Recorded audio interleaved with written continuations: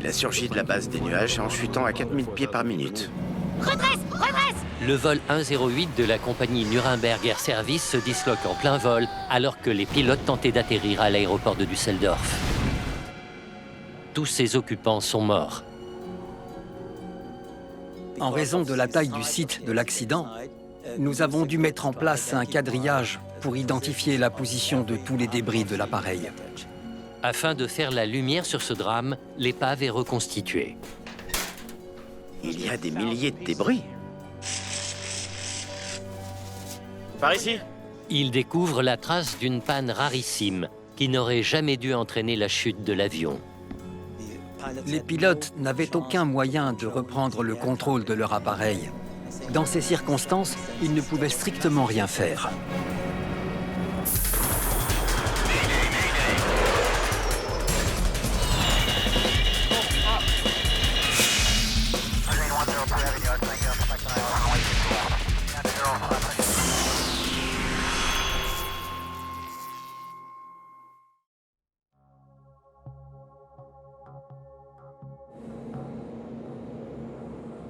Aéroport de Hanovre en Allemagne, 1 heure avant le lever du soleil.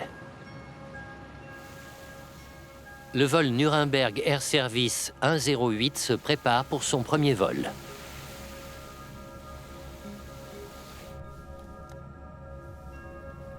Le commandant de bord est Ralf Borsdorf, âgé de 36 ans. Comment est la météo? Le premier officier est Sibylle Heilmann, elle a 28 ans. Ils ont chacun 2500 heures de vol. Ça devrait être dégagé. Ce sont tous les deux des pilotes qui ont le profil type des courts courriers. Des jeunes en début de carrière prêts à progresser. Le bulletin météorologique prévoit un temps calme avec un léger risque d'orage près de leur destination. Ça peut secouer à l'atterrissage. On a des turbulences et un risque d'orage. Mais 10% seulement. D'accord. Un risque d'orage de 10%. C'est un petit risque. C'est bon à savoir, mais c'est rien de bien méchant. Avant de pouvoir décoller, il faut retirer la glace et la neige qui s'est accumulée sur l'avion pendant la nuit. Le vol était complet ce matin-là, avec 19 passagers à bord, tous voyageant pour affaires. 40 minutes de vol séparent Hanovre de Düsseldorf, une ville à fort développement économique sur le Rhin. Cette ligne a été ouverte en 1987, environ 6 mois avant ce vol.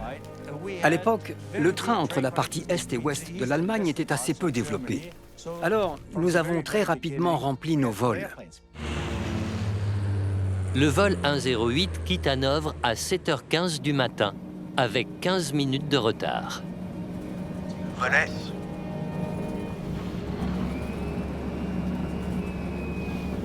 Rentrez.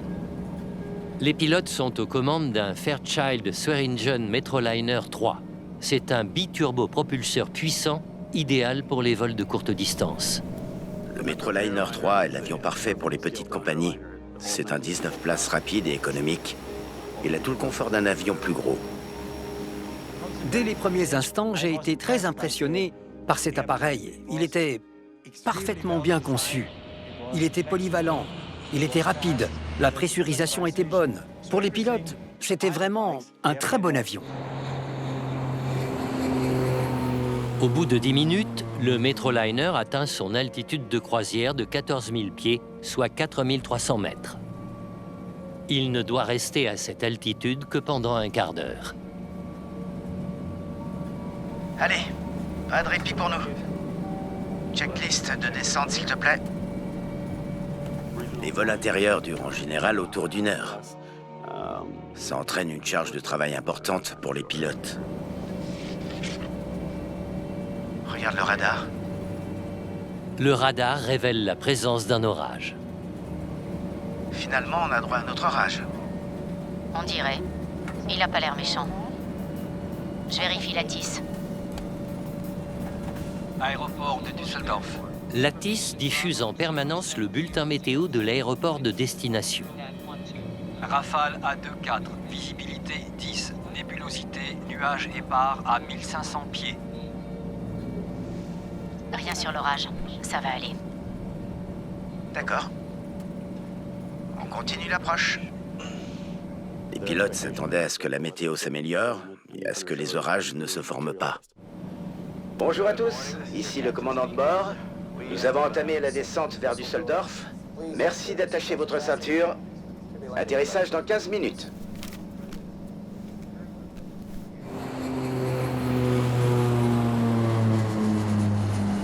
À 50 km de la piste, Düsseldorf, bonjour.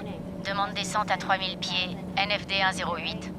le premier officier contacte l'approche de Düsseldorf pour obtenir les instructions d'atterrissage.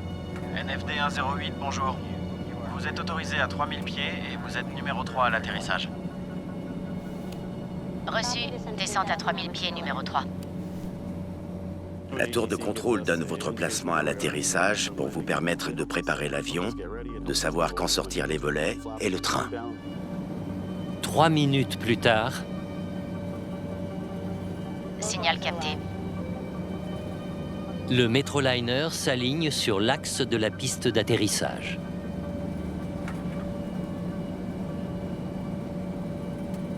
On est dans l'axe. Le premier officier vérifie le radar météo. On dirait que l'orage a dévié juste devant nous. C'est moyen, ça. Il faut toujours traiter les orages avec respect. Ils peuvent entraîner de la grêle, des courants descendants, des rafales qui dépassent les capacités de l'avion. Le commandant décide de contourner l'orage.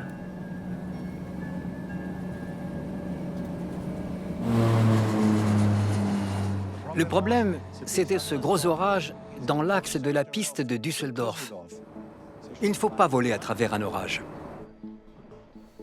Pendant ce temps, au sol, NFD 108, vous passez sur la tour, sur la fréquence 11830. l'approche donne la main à la tour en charge des atterrissages et décollages. NFD 108, je confirme changement de fréquence pour la tour sur 11830. Au revoir. Quelques instants plus tard, le vol 108 disparaît des radars. À 11 km au nord-est de l'aéroport de Düsseldorf, un ouvrier travaillant dans une station de traitement des eaux usées entend un bruit d'avion à hélice. Le Metroliner surgit des nuages en descente très rapide. 500 400 300 Redresse. L'avion redresse au dernier moment.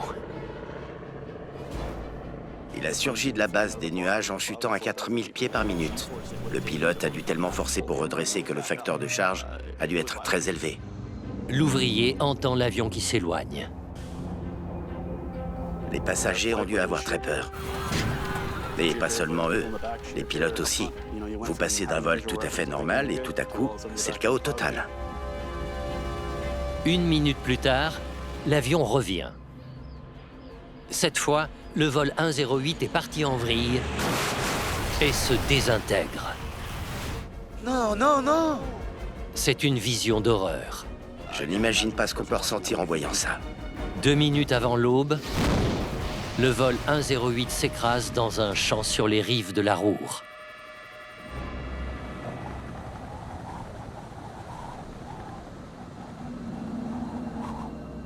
Les débris s'étendent sur une vaste zone. Les secours arrivent rapidement sur place. Les 19 passagers et les 2 pilotes sont tous morts. Le Metroliner, quant à lui, a été littéralement pulvérisé. Il y avait des débris éparpillés un peu partout dans le secteur. Il faut les récupérer un à un, cartographier leur emplacement et essayer de reconstituer le puzzle.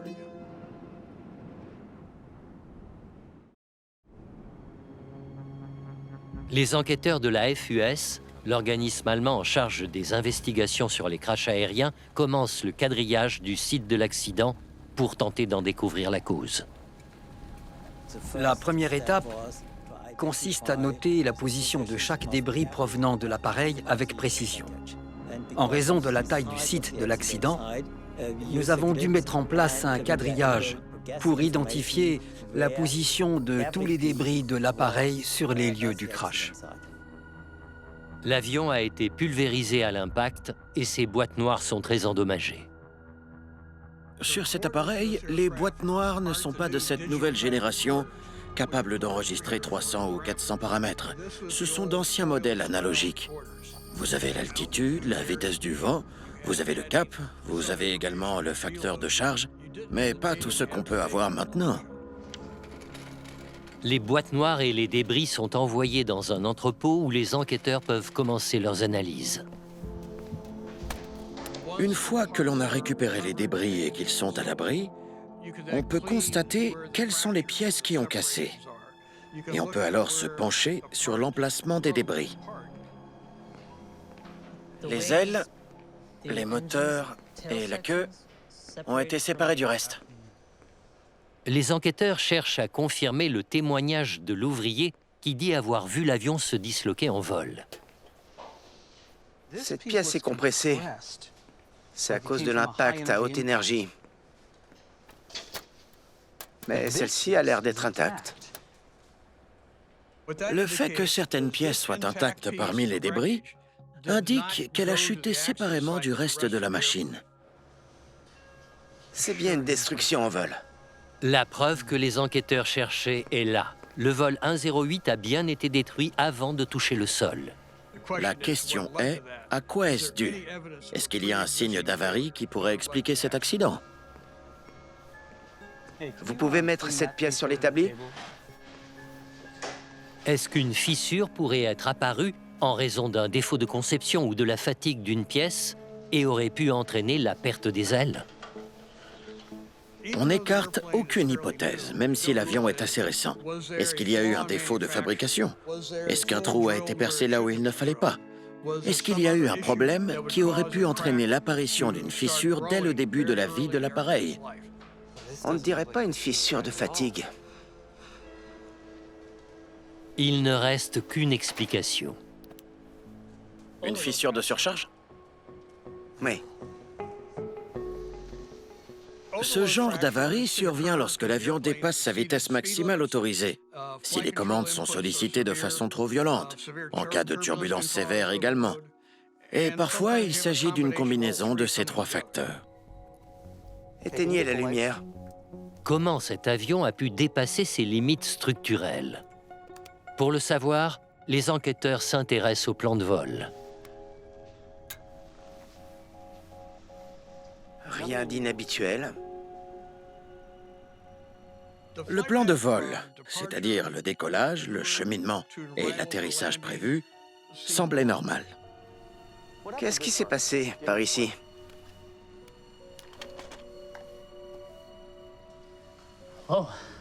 Incroyable. Les enquêteurs découvrent que l'avion a suivi une route étrange avant de s'écraser. Le facteur de charge a probablement été élevé. Oui. L'avion était en approche, et tout à coup, on voit une série de manœuvres très serrées. Et quand on fait le lien avec l'emplacement où les débris ont été retrouvés, on comprend un peu mieux ce qui a pu provoquer la chute de l'appareil. Les enquêteurs auditionnent l'aiguilleur du ciel qui a supervisé l'approche du vol 108 pour déterminer pourquoi les pilotes ont réalisé ces manœuvres. Dites-moi ce qui s'est passé.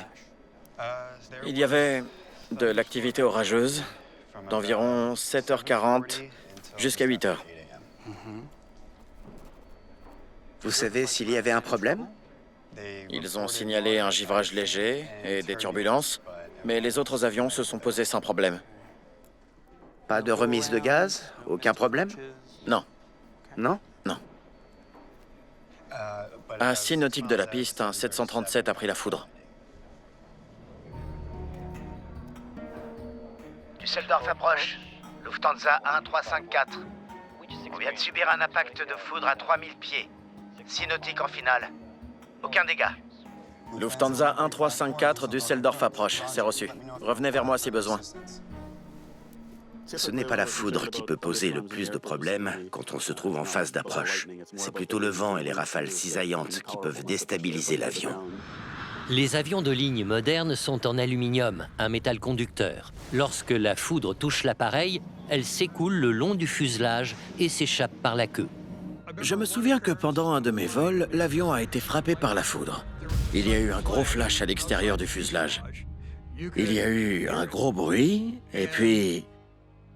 l'avion a continué son vol. Ça n'a entraîné aucun dégât, quel qu'il soit, et le vol s'est poursuivi. Vous l'avez signalé au vol 108 ? Oui. NFD 108, l'avion qui vous précède a subi un impact de foudre à 6 nautiques en finale. Düsseldorf approche, c'est reçu. On reste vigilant. NFD 108.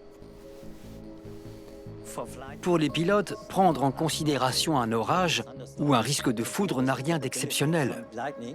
C'est quelque chose de très habituel. Bien. Parfait. Merci pour tout. Si l'orage n'est pas à l'origine des manœuvres serrées poussant l'avion à ses limites, quelle peut en être la cause? Les boîtes noires de l'appareil vont-elles permettre d'expliquer pourquoi le vol 108 s'est désintégré en plein vol? Ça se présente pas bien. Comment ça? Les données de vol et l'enregistrement audio s'arrêtent tous les deux 2 minutes avant le crash. Exactement au moment où l'avion entame ses manœuvres serrées. Perte totale d'énergie? Les deux boîtes noires de l'avion sont alimentées par deux sources différentes. Le fait que les deux se mettent à cesser de fonctionner au même moment indique que, quelle qu'en soit la cause, les deux systèmes électriques ont été touchés, pas un seul. Les systèmes électriques du Metroliner sont alimentés par 2 génératrices. En cas de panne, 2 batteries de secours peuvent être activées. Donc, les génératrices sont tombées en panne et les batteries de secours aussi. Comment c'est possible?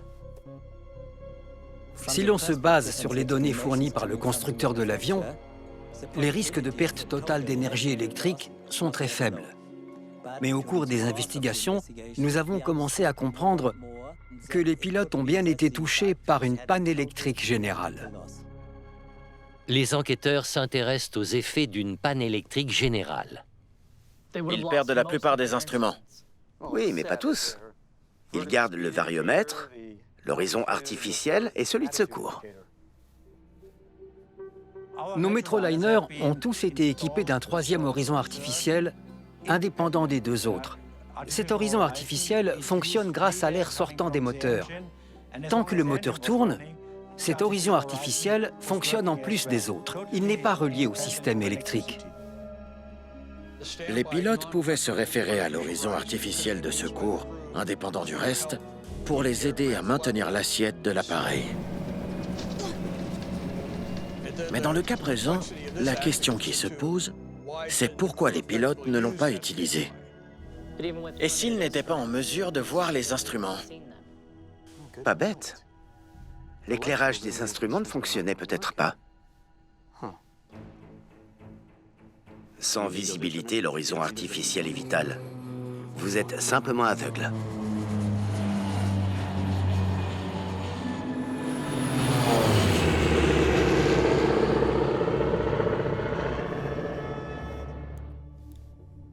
Afin de confirmer l'hypothèse de la panne électrique totale, les enquêteurs examinent les ampoules du tableau de bord du vol 108. Si elles étaient actives au moment du crash, les filaments qu'elles contiennent devraient avoir été étirés par la force du choc. Si ce n'est pas le cas, les filaments seraient restés froids et auraient cassé. Tous les filaments sont cassés.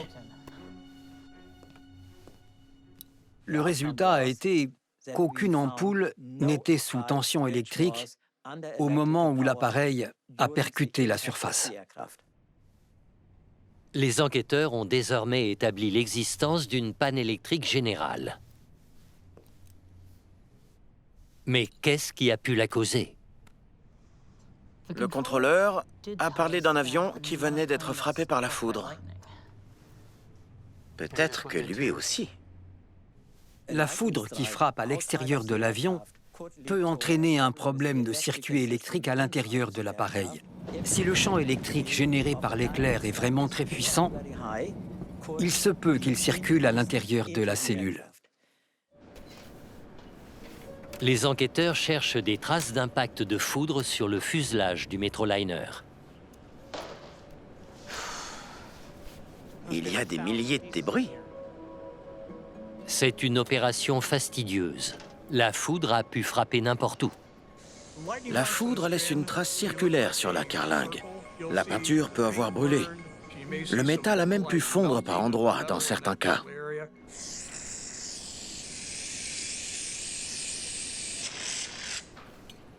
Par ici. Faites voir. J'ai trouvé. Une fois que vous avez trouvé le point d'impact, il reste à savoir d'où vient le débris. À côté de quel système? De quelle partie? D'un équipement électronique? Du système hydraulique? À quel endroit la foudre a frappé l'avion? La seule façon de savoir où se trouvait la pièce touchée par la foudre est de reconstituer certaines parties de l'avion. Non. À l'époque de cet accident, les reconstitutions étaient assez courantes. On ne disposait pas de toutes les données que l'on a maintenant. Donc c'était une étape nécessaire de l'enquête.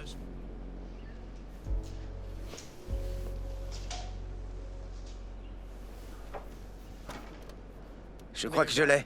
La pièce calcinée par l'éclair provient de la partie gauche du fuselage du Metroliner, en avant des ailes.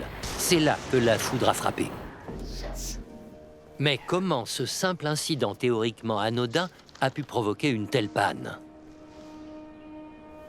Des faisceaux électriques passent juste derrière le panneau où la foudre a frappé. C'est pas une coïncidence. Serait-il possible que la foudre soit entrée dans le faisceau électrique sur le côté de l'appareil et entraîne une panne électrique générale? C'est sur cette question que les investigations se sont concentrées.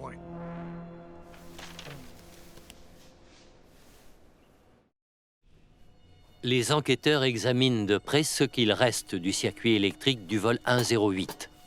Ils recherchent une preuve que la foudre a pu provoquer une panne d'alimentation générale. Il faut chercher de l'isolant portant des traces de calcination. Des fils qui auraient fondu dans les câbles, des signes qui montreraient qu'une énergie calorifique aurait franchi la barrière isolante jusque dans le câblage et aurait provoqué des dégâts localement. C'est bizarre. Je vois rien de spécial. On a inspecté le câblage, les composants électroniques que l'on a pu récupérer dans les débris pour chercher une trace de surcharge électrique.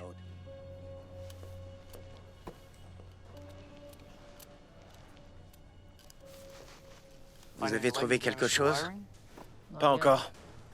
Il est possible que la foudre pénètre dans le fuselage sans manifestation particulièrement notable au niveau du point d'entrée. Elle peut circuler dans l'appareil et le câblage se trouvant à proximité peut ne pas être affecté. Mais la question est, une fois qu'une telle quantité d'énergie est entrée, où est-ce qu'elle va? J'ai peut-être quelque chose. Après n'avoir trouvé aucune trace de dégâts causés par la foudre sur l'ensemble des faisceaux électriques au niveau de l'impact, nous avons compris qu'il fallait élargir le champ de nos investigations. Ça nous a conduit à rechercher d'éventuels dégâts dans les composants avioniques. L'équipe se concentre alors sur les plus petits composants électroniques à bord, les diodes. On va voir ça. Une diode est un composant électronique qui ne laisse passer le courant que dans un sens, afin d'empêcher la circulation en sens inverse qui pourrait endommager les circuits ou entraîner des pannes. Si les diodes fonctionnent correctement, elles devraient montrer une résistance au courant dans un sens, mais pas dans l'autre. « 50 ohms seulement. Presque rien. Et en inversant...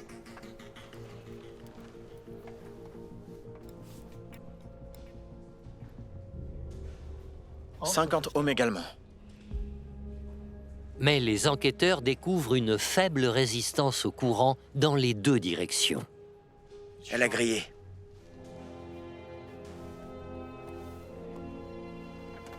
Le résultat de l'étude des diodes a montré que la totalité d'entre elles étaient dysfonctionnelles. Cela veut dire qu'elles ont été court-circuitées. La question est pourquoi? Nous avons décidé de les renvoyer directement aux fabricants et de leur demander de mener des investigations plus poussées. Voilà les résultats. Pour mieux comprendre ce qui est arrivé aux diodes, les enquêteurs examinent le résultat de l'étude réalisée par le constructeur. Ça, c'est intéressant. Les diodes sont fissurées au milieu. Une fois que l'on voit que les diodes sont défaillantes, il faut faire des tests sur un exemplaire en bon état pour vérifier quelle quantité d'énergie il faudrait pour la faire griller. Des tests de tension sont réalisés pour déterminer si les fissures dans les diodes peuvent être dues à la foudre ou à autre chose. 1000 volts. Les enquêteurs découvrent qu'il a fallu une tension de 1000 volts pour court-circuiter une diode en bon état. La foudre produit une tension de centaines de millions de volts. C'est plus qu'assez pour faire des dégâts. Ça pourrait être la foudre. Les dégâts sur les diodes ne peuvent s'expliquer que par une très forte tension. Est-il envisageable qu'une tension aussi forte soit produite par l'avion lui-même? La réponse est non. Elle n'a pu être produite que par la foudre. La foudre est venue frapper la carlingue. Elle s'est introduite dans le réseau. Elle a court-circuité les diodes. Elle les a fait griller, fissurées même, mises hors service. Et tout le réseau électrique de l'avion est tombé en panne. Les risques que la foudre fasse sauter tout le système électrique sont quasiment nuls. Et pourtant, c'est ce qui s'est passé. Mais cela n'explique pas pourquoi les pilotes se sont aventurés dans l'orage pendant l'approche. D'accord. La règle d'or est que si vous voyez un orage, quelle que soit sa taille, vous l'évitez. Vous vous détournez, vous le contournez, vous attendez.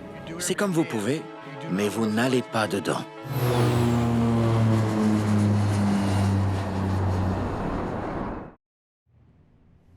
Les enquêteurs examinent les procédures mises en service par la compagnie aérienne pour comprendre pourquoi les pilotes du vol 108 sont entrés dans cet orage.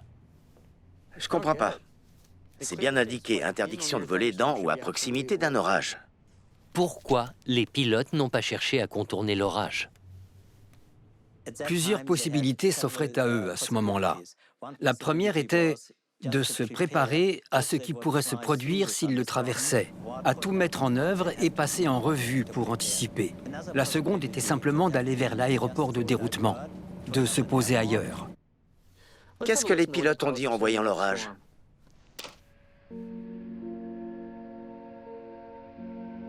Regarde le radar.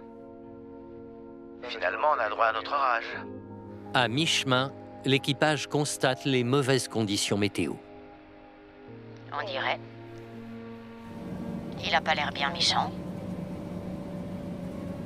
Je vérifie la tisse. L'équipage vérifie le bulletin émis par l'aéroport de Düsseldorf. Information Bravo à 070. Mais il ne signale aucun orage.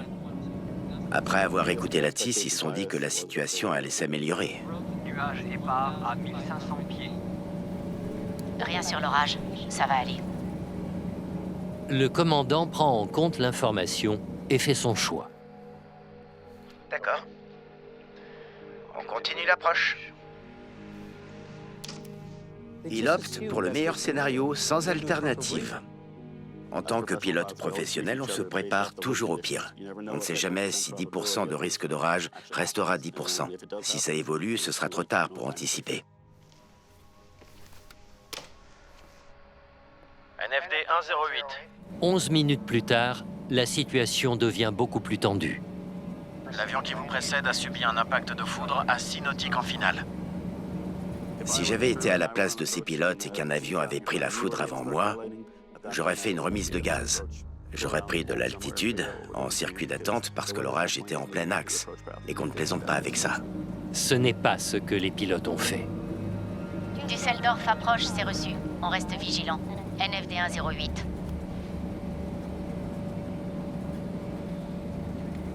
T'as vu ce qui est arrivé à Walter le week-end dernier? Ouais. Ça m'étonne pas. Arrêtez. Ils devraient envisager un déroutement, pas papeter comme ça. Ils auraient dû passer en revue les solutions possibles, et pas autre chose.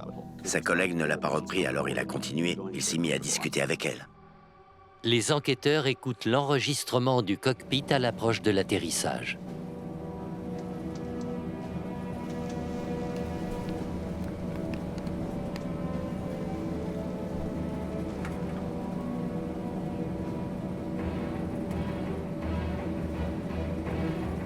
T'es sorti de l'axe. Quoi? T'es sorti de l'axe. Vire à droite. Le commandant s'est mis à dévier sur la gauche, sans donner ses intentions au premier officier. Je vais éviter cette zone, on va contourner. On est trop près de la piste pour changer d'axe. On dirait qu'ils cherchent à contourner l'orage. Mais le premier officier n'a pas l'air au courant. Ce n'est pas une bonne idée d'essayer de réintercepter l'approche. Là, c'est une remise de gaz.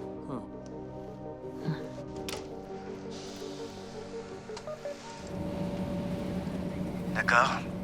T'as raison. Vraiment? Toujours pas d'option? Il y a de la tension dans le cockpit. Une mésentente entre le commandant de bord et le premier officier. On ne sait pas à quoi c'est dû. Mais ça empêchait clairement l'équipage de collaborer et de déterminer la meilleure procédure à suivre pour assurer la suite du vol. Et maintenant, le commandant dirige l'avion tout droit vers l'orage. On s'accroche. On y est.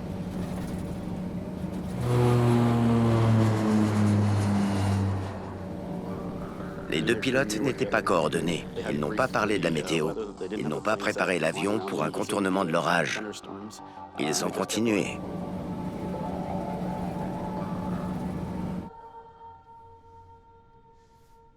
Pourquoi ils n'étaient pas sur la même longueur d'onde?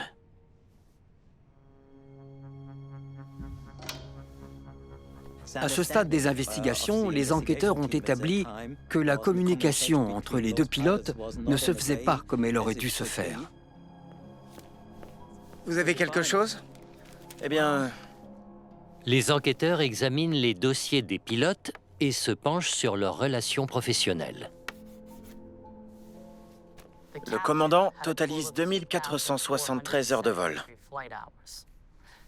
Mais seulement 277 heures sur Métro 3. C'est pas une très grosse expérience. Non, c'est sûr.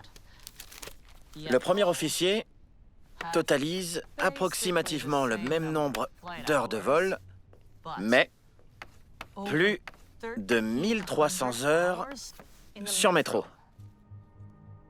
Il s'avère que le premier officier était nettement plus expérimenté que le commandant de bord sur Metroliner. Il régnait une mésentente au sein de l'équipage pendant ce vol. Le premier officier a pu avoir le sentiment d'avoir été doublé. Elle était plus expérimentée. Elle a pu se trouver plus méritante.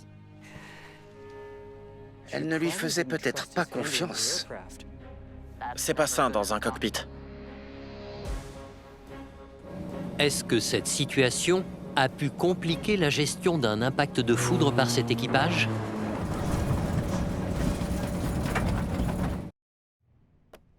Ils entament la descente ici. Les enquêteurs examinent comment les pilotes du vol 108 ont manœuvré en pénétrant dans l'orage.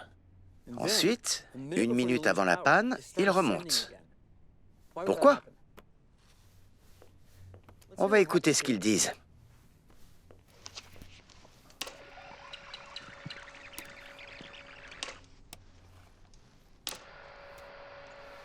C'est bon. Vertical capté. Volet 1/4. Sorti. À 3 minutes de la piste, le commandant commence la configuration de l'avion pour l'atterrissage. Volet demi. demi, allez. Au cours de la descente, le commandant de bord semble se hâter à déployer les volets. L'avion se met à monter au lieu de descendre. Le commandant demande l'ouverture des volets à la phase suivante. La portance s'est alors accrue et l'avion est monté de 400 pieds. Je crois que c'était une erreur. Le commandant compense la prise d'altitude de l'avion en réglant le trim vers le bas. Face à cette situation, le commandant trime vers le bas. Et plutôt que de procéder par petites touches, il le maintient vers le bas, ce qui fait piquer l'appareil. Il continue ensuite à ajouter du trim vers le bas. On est encore haut.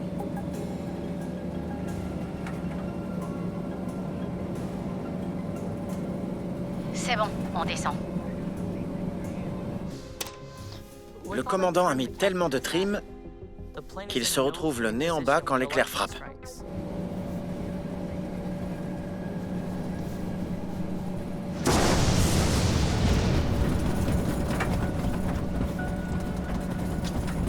Donc, il ne peut plus reprendre le contrôle. Quand l'avion est foudroyé, c'est la panne électrique. Les commandes de vol sont devenues tout à coup beaucoup plus lourdes. La foudre frappe. Les instruments ne sont plus éclairés et impossible de voir ce qu'ils indiquent. Le manuel du Metroliner ne prévoit aucune procédure en cas de panne totale des systèmes électriques. Il faut s'adapter. Il faut se fier à son expérience. Dans ce cas-là, il aurait fallu que le second pilote prenne la lampe torche et éclaire l'horizon artificiel de secours pour aider le pilote aux commandes. La lampe n'était pas dans les débris. On ne sait pas s'il y en avait une à bord. La panne électrique rend les pilotes aveugles et il leur est impossible de communiquer entre eux. Plus d'intercom? On a une panne électrique. On voit plus rien. Sans intercom, l'équipage ne pouvait plus communiquer. Le cockpit du métro est un environnement très bruyant, impossible de s'entendre. Les pilotes ont perdu les instruments et ne pouvaient plus communiquer. Pouvaient-ils encore piloter leur avion? Les gouvernes ne sont pas électriques, donc fonctionnelles.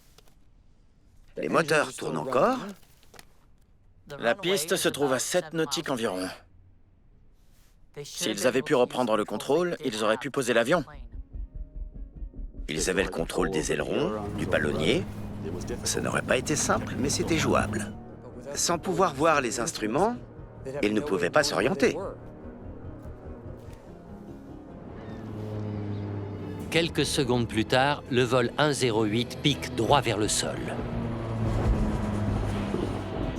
Les pilotes n'avaient aucune chance de reprendre pleinement le contrôle de l'appareil parce que l'ampoule de l'horizon artificiel de secours était éteinte et qu'ils n'avaient aucune visibilité extérieure. Je pense que dans ces circonstances, il était presque impossible de contrôler l'avion. Les enquêteurs ont compris comment la foudre a pu provoquer le crash du vol 108.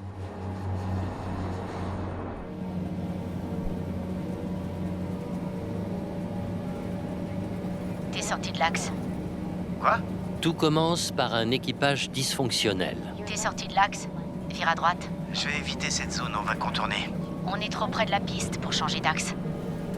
D'accord? T'as raison. Plutôt que de donner des conseils à son coéquipier, comme il le faudrait, elle n'a fait que le critiquer. Elle a fait l'inverse de ce qu'on attendait. Elle n'a rien dit et rien fait pour éviter le drame. Volet demi, allez. Le Metroliner s'est enfoncé dans la tempête, le nez alourdi par le trim. Un violent éclair le frappe On a une panne électrique. et provoque une panne électrique générale. On voit plus rien. L'équipage est désorienté, Où on est? J'en sais rien. l'avion est hors de contrôle. 500. 400. 300. Redresse, redresse. L'avion a été frappé par la foudre. Il y a des turbulences extrêmes. La situation devient très vite violente. Pendant plus d'une minute, les pilotes vont se battre à l'aveugle contre de terribles turbulences, ce qui fera subir à l'avion une série de manœuvres serrées. On a du roulis? J'en sais rien. La vitesse? T'en occupe pas, redresse. Vous pensez pouvoir vous fier à vos sens. Vous ne savez pas si vous virez à droite ou à gauche. Vous ne savez pas si le nez est en haut ou en bas. Vous pensez vous en sortir avec vos sens, mais tout ça n'est qu'une impression. La limite de facteur de charge a été tellement dépassée pendant ces virages que l'avion s'est disloqué. Oui.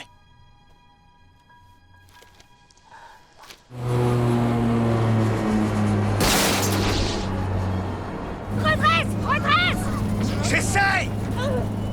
Le facteur de charge a été tel qu'il a arraché le moteur de son support. L'aile, la partie la plus solide de l'avion, s'est littéralement cassée en deux. Les jets ont largement dépassé les limites fixées par le constructeur de l'appareil.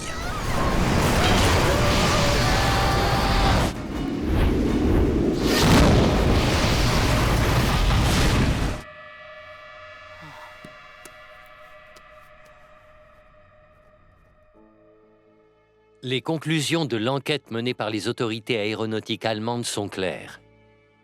L'équipage a volé dans un orage alors qu'ils étaient en mesure de le contourner. Vous avez deux pilotes expérimentés qui n'auraient jamais dû se retrouver dans cette situation. Il y a eu des signaux d'alerte. Ce qu'il faut en retenir, c'est qu'il faut communiquer. On ne peut pas laisser l'autre aller au crash. Dans ses recommandations, le FUS insiste sur la nécessité de l'entraînement et sur une indication plus claire des procédures écrites près des cellules orageuses. La formation des équipages a évolué depuis quelques années. Les pilotes sont formés au management de ressources et au travail en équipe. Le système a évolué en bien dans l'intérêt de la sécurité des vols. Quant à la compagnie aérienne, elle a décidé de remplacer tous les Metroliners encore en service dans sa flotte. J'ai moi-même assuré le tout dernier vol à bord d'un Metroliner. J'en avais les larmes aux yeux, parce que l'avion n'était pas fautif.